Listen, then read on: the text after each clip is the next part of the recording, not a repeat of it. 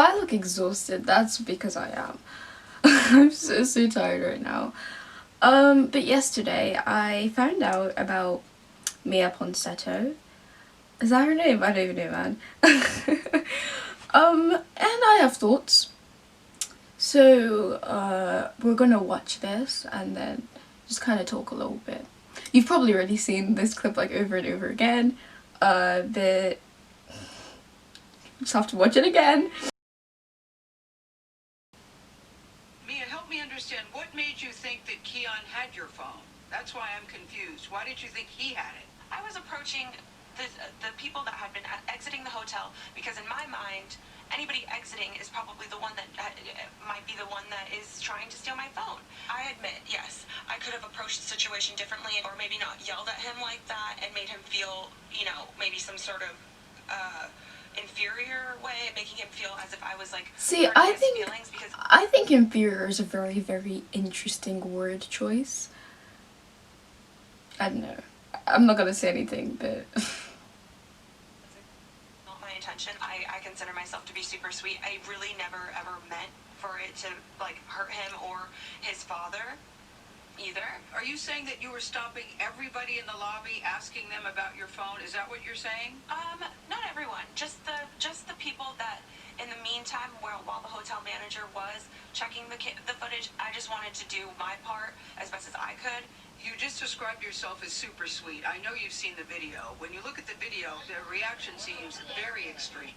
you know what? I think I'm just gonna talk.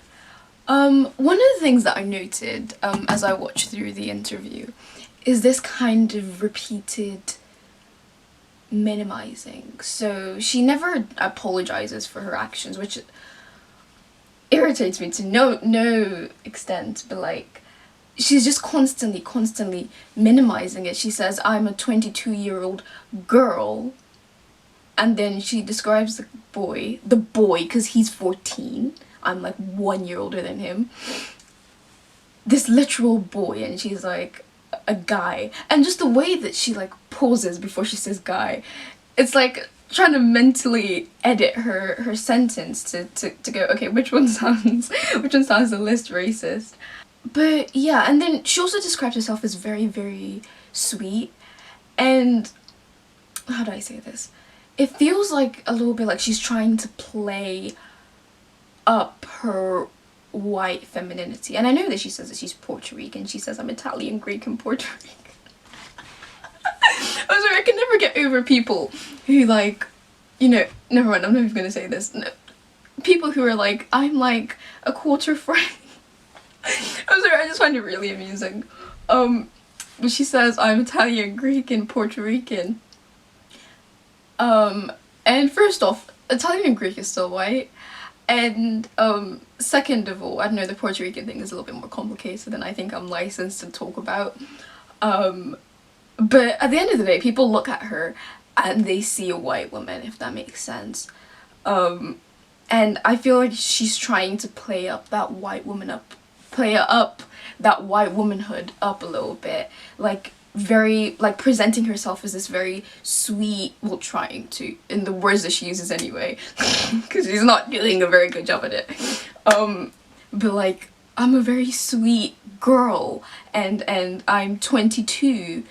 And also the way she says that, I don't remember at what point she says this, right, but she's like, crap, I can't remember what she says. But it's like she doesn't realize that 8 years is a lot of time. She is not a teenager. She's not 18 or 17 or 16. So that's just completely absurd to me. But the thing is that, and I hate to be the kind of person who's like, if the roles were reversed, because I don't think that's a very good argument at any time, but you have to acknowledge the role that her white womanhood, at least her, because again, it's just about how people perceive you, isn't it? Is that there's a very interesting difference between white womanhood and black womanhood, in the sense that when feminism was starting to pick up, white women and black women were not in the same place. So feminism can't look the same for both of them, right? Like for these two very different groups. White womanhood was defined by, you know, being a stay-at-home mom and being very, very docile, and I've been saying that word a lot, and, you know, taking care of kids. Whereas black women, from, you know, slavery to having to work because, you know,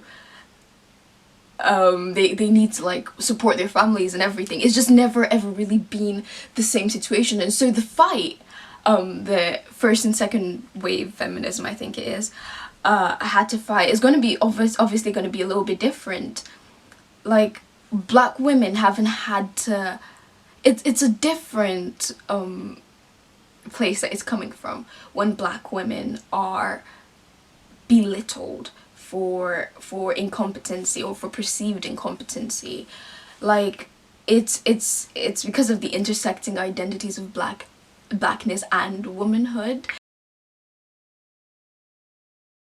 and it's something that like literally pervades almost everything. Like even in sexual politics, for example, you had this whole weird campaign thing against black men and against interracial coupling, and this idea that black men are like predators out to prey on the innocent white woman. Again, you have again and again, especially one who is conventionally attractive in the way that Miya is, she's afforded this sort of it's something that I've been thinking about with the Karen thing, right? Because I saw a post on r/feminism that was like, Karen is becoming a slur, and I was like, is it? Because white womanhood is in this place where it's like the most prized version of womanhood. It's something to be protected, something to be sought after. If you look at the beauty standards, they're all modeled after and for white women, and so when a white woman goes on national TV and tries to like minimize the harm that she's done, like obviously that's going to be the angle that she tries to take, because that's how people perceive white women and, you know, their ability to do harm. And I'm just glad that nobody's falling for it. I just want to say that, because she's 22, she's legally an adult, she's been one for 4 years. Like I understand. I'm a very anxious person, right? I understand the anxiety of, you know, being out. Also, I saw a comment that was like, why is she out in the middle of a pandemic? Are you lost, baby girl? Like, but I understand the anxiety of being out and having lost your phone. But baby, you don't need to go and attack somebody. Like, and the thing is that these actions don't come from nowhere, right? Like, I always find it very amusing when people are like, oops, I accidentally said the N-word. I don't get how you can accidentally say a slur that's never come out of your mouth before. Like, for it to even reach the point where you can like, oh, I accidentally dropped something, I'm just gonna spit out this slur. It's like, obviously you've said it before. So I just will never ever understand these like, oh no, so the way she goes, it was just one mistake. That's also another thing that really, really pisses me off, that she says I shouldn't be defined by my mistake. And like, yes, sure, I completely agree with you.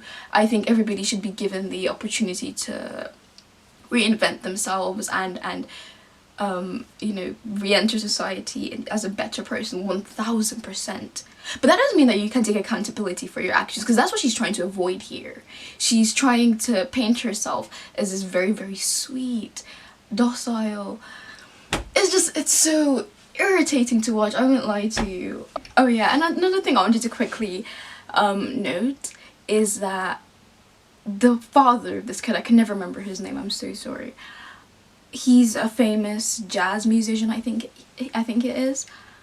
And I can't help but wonder if this story would have gotten the same coverage, the same traction, if his father was, I don't know, someone who, if his father was a teacher or I don't know, I can't think of any other jobs all of a sudden, or just not someone with that amount of like social capital. Would this have blown up in the same way? And it's just a little bit depressing to think that these stories are only covered when either the footage gets blown up or someone notable is involved, because these things happen every single day, and I just don't know if they would be taking, well, I know they wouldn't I know they wouldn't be taking as seriously if the kid's father didn't have that social capital. And that's really sad, because these things aren't new. They're not just suddenly happening. Miya Ponsetto is not, you know, just this weird anomaly. She's part of a larger trend. She's part of a larger trend of racial profiling. And when only one person or like a couple of people, you know, are really brought to the forefront when we're having these discussions, it can be difficult to remember that it's not about Miya Ponsetto. Is that her name? I can never remember. But it's not about Miya. It's not about, I can't think of any other racist person off the top of my head. It's not about these individual people. It's about the society that produced them, the trends that they represent. And I just want to remind us to keep our conversation centered around that, and not forget that this isn't a one person issue. This isn't a problem with Miya specifically. Sure, she needs to take accountability and you know, take measures to counter the things that she did, but it doesn't stop at her. It has to go further than that. And I doubt that this is the time when we'll make like the changes to security, to the way that security and all these things work, so that, you know, racial profiling isn't a thing that occurs anymore, at least as often. I don't think this is the time it will happen. But at least we're having this conversation, right? I don't know. So yeah, I just wanted to make a quick little video about it, just talking about it. It's probably going to be very minimally edited because it's just going to be a quick little one, but yeah, that's my thoughts. You should follow me on Instagram and Twitter, because that was actually how I decided to do this video. I didn't think I was going to do it, but I did a poll on my story and people were like, yeah, go for it, and I was like, ooh, if you insist. So you should do that.